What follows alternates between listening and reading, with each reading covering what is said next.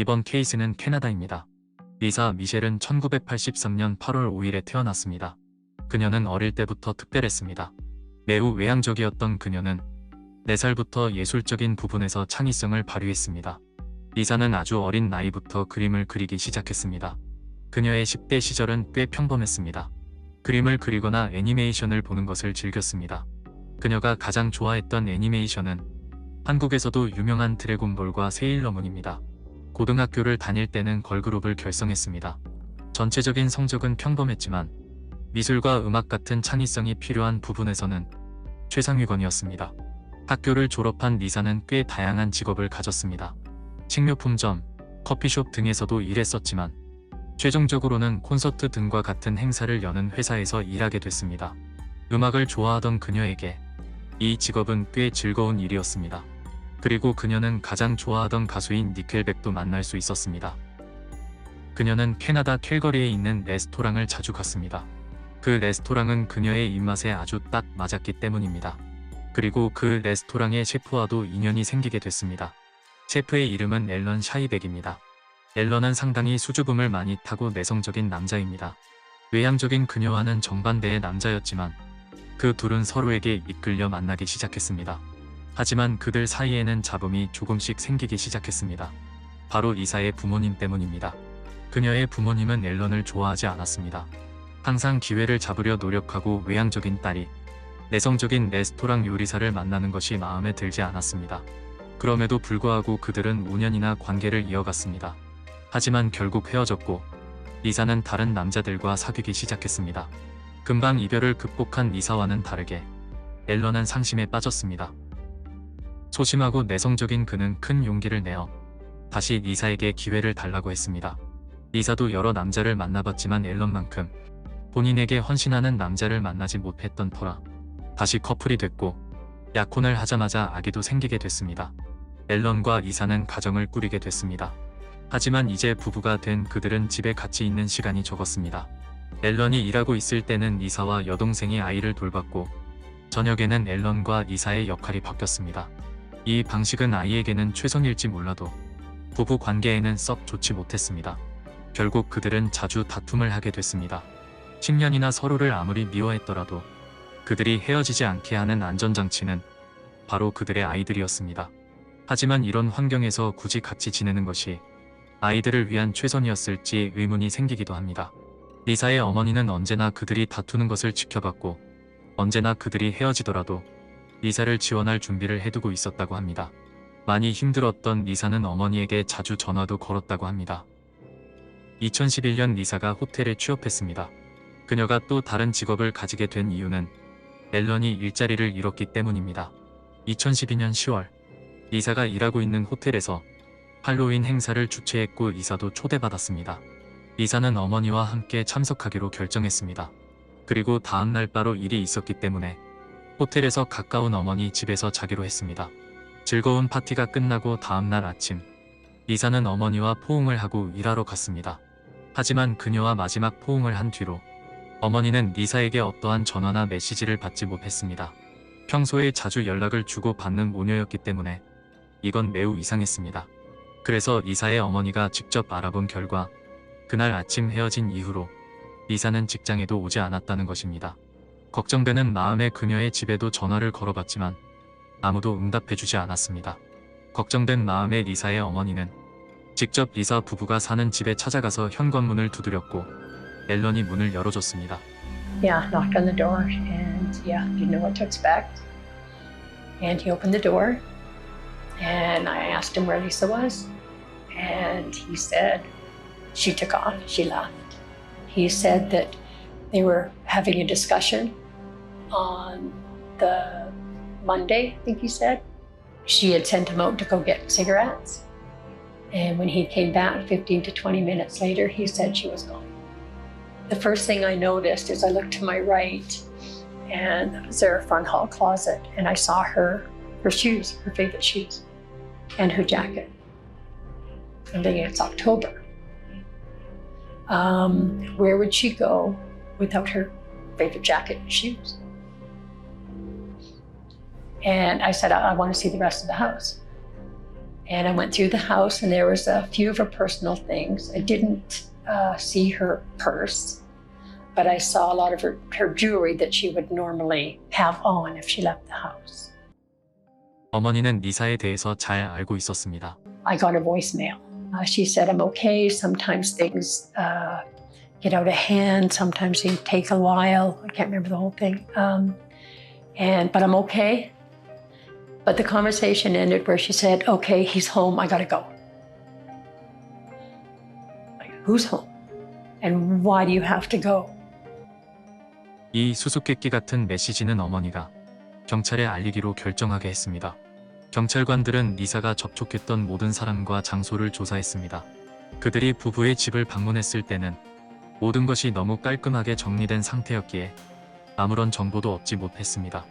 리사가 실종된 이후 그녀의 휴대폰은 어떤 작동도 하지 않았고 그녀의 신용카드도 전혀 사용 기록이 없었습니다. 3개월이 지난 뒤에야 경찰은 앨런을 신문할 수 있었습니다. I understand from Constable Sudik that you were the last person that we can confirm actually physically saw Lisa. Like we both did want the same thing. I ask you, were you the abuser or were you the abused? You were the abused. 앨런은 지난 10년 동안 부부관계가 불안정했다고 말했습니다. 그리고 리사는 다른 남자들을 사귀고 있었고 여러 데이트 사이트에서 그녀의 프로필을 발견했다고 말했습니다. 앨런이 제공한 정보는 충분히 조사에 활용될 가치가 있었습니다. 하지만 여전히 그들은 리사를 찾지 못하고 있었습니다. 리사가 실종된 지 1년이나 지난 뒤에야 경찰은 어머니에게 남긴 음성 메시지를 확인했습니다. 어머니에게 남긴 음성 메시지는 캘거리에서 300km 떨어진 지역에서 선불 휴대폰으로 남긴 것이었습니다. 놀랍게도 리사의 선불 휴대폰은 실종 추적 날짜 뒤에도 앨런의 전화 기록에도 남겨져 있었습니다. 이것은 당국이 앨런에 대한 시각을 바꾸기에 충분했습니다. 그들은 즉시 그의 은행 기록을 포함한 모든 정보를 조사하기 시작했습니다. 그리고 2012년에 특별해 보이는 소비를 발견했습니다. 그는 큰 플라스틱 통, 나무 판자, 콘크리트, 표백제를 지역 철물점에서 구입했습니다. 당국은 이 목록을 보자마자 바로 알아챘습니다. 이것은 매장 키트입니다. 하지만 이것만으로 앨런을 체포하기에는 증거가 부족했습니다. 이제 남은 것은 앨런에게서 자백을 받아내는 것입니다. 지금까지 잘 숨겨왔던 그가 순순히 자백할 리가 없기 때문에 당국은 은밀한 작전을 펼치게 됩니다. 2013년 12월 4일 목요일, 젊은 여성이 고의로 앨런의 차와 사고를 냈습니다. 그가 보험사를 부르려 했고 그녀는 그런 일은 곤란하고 손해에 대해서는 현금으로 지불하겠다고 하며 연락처를 교환하며 가짜 인연을 만들어냈습니다. 작전은 성공적이었습니다. 몇 달간 그녀와 만나면서 그녀의 새로운 친구들도 만났고 점점 가까워지며 그들과 술을 마시기도 했습니다.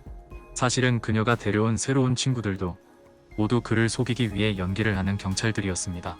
언젠가 그가 마음속에 감추고 있는 힘든 일을 고백할 것이라고 믿으며 그들은 친구 역할을 멈추지 않았습니다. 2014년 12월, 마침내 그들은 충분히 앨런과 친해졌다고 확신했습니다. 앨런은 경찰관 중 한 명과 집에서 약 2000km 떨어진 곳으로 여행을 가고 있었습니다. 차를 타고 이동하던 중 작전대로 다른 경찰이 앨런에게 전화를 걸어 리사 사건 때문에 앨런의 집을 수색하러 가고 있으며 살인 혐의가 걸렸다고 전했습니다. 앨런을 심리적으로 압박하기 위해서 만들어낸 시나리오입니다. 앨런은 같이 여행하고 있는 친구가 이 시나리오를 만든 장본인인 것도 모르고 여전히 그가 경찰인 것도 모릅니다. 앨런은 그 친구에게 자신이 곤경에 처했다고 대충 둘러댔습니다. 친구는 즉시 앨런에게 아이들과 함께 숨는 것을 도와주는 사람을 알고 있다고 말했으며 그와 만나게 해줬습니다. 물론 숨는 것을 도와준다는 사람도 경찰입니다. 미스터 빅은 잠복 경찰이 사건에서 용의자의 자백을 이끌어내기 위해 사용하는 은밀한 조사 절차입니다. 이 기법은 영국이나 미국 등에서는 기본적으로 금지됐습니다. 하지만 호주, 뉴질랜드, 캐나다 등의 법원에서는 여전히 이 기법을 지지하고 있습니다. 미스터 빅이 진행되는 동안 경찰은 이미 앨런의 집을 수색하고 있었습니다. 수색을 시작한 지 얼마 되지 않아 그들은 지하실에서 소름 끼치는 것을 발견합니다. 일반적인 가정에서 볼 수 없는 조잡한 시멘트 덩어리입니다. 시멘트를 꺼내보니 그녀는 플라스틱 통에 들어가 있었으며 그 위에 고양이 배설물과 소금으로 덮어놨습니다. 그리고 그가 의도한 것인지 몰라도 리사는 부분적으로 미라화됐습니다. 앨런은 26개월 동안이나 그녀를 그 상태로 방치했었고 그 집에서 두 아이들과 함께 지내왔던 것입니다. 앨런은 자신을 숨겨준다는 사람에게 모든 것을 털어놨습니다. But they do search the house. The reality is, they are going to arrest me. She kind of came towards me with the knife. I don't know if she. Time I think I thought she was trying to stab me. I don't know now. I honestly, things happened. Trying to hold her back, hold her down. My hands were almost around her neck, so along with hiding her body. And receiving text messages, emails from her, her family, and stuff saying she left. I cleaned that place top to bottom with bleach and stuff 2 or 3 times afterwards, just to be sure. 이 모든 증거들은 앨런을 체포하기에 충분했습니다. 그는 즉시 리사를 살해한 혐의로 기소됐습니다. 2017년 9월 마침내 앨런은 재판을 받게 됐습니다. 앨런은 정당방위였다고 주장했지만 어림도 없습니다. 하지만 이해할 수 없는 판결이 나왔습니다. 판사는 앨런이 그녀를 죽이려는 의도는 없었을 것이라고 판단하였습니다. 그래서 살인 혐의에 대해서는 무죄라는 어이없는 판결이 나옵니다. 대신 과실치사와 시신을 육부인 행위에 대해 유죄 판결을 내렸습니다. 그는 과실치사로 5년, 모독죄로 2년이라는 짧은 징역형을 선고받았습니다. 하지만 최종적으로는 10년형이 됐습니다. 앨런은 가석방을 받게 됐었는데 가석방 기간 동안 안마시술소에서 성행위를 했다는 것이 걸렸기 때문입니다. 그렇지만 그는 이미 2022년 4월 11일에 다시 가석방됐습니다. 다행히 법적으로 아이들과 리사의 어머니에게는 접근하면 안 됩니다. 정당방위든 냉혈한 살인이든 그녀가 살해된 날에 대해서는 아직도 정확히 무슨 일이 있었는지는 모릅니다. 우리가 알 수 있는 것은 그래도 열심히 가족들을 부양하기 위해서 열심히 일했던 두 아이의 어머니가 너무 일찍 세상을 떠났다는 것입니다. 리사의 아이들이 부디 리사를 닮아 밝게 자라기를 바랍니다.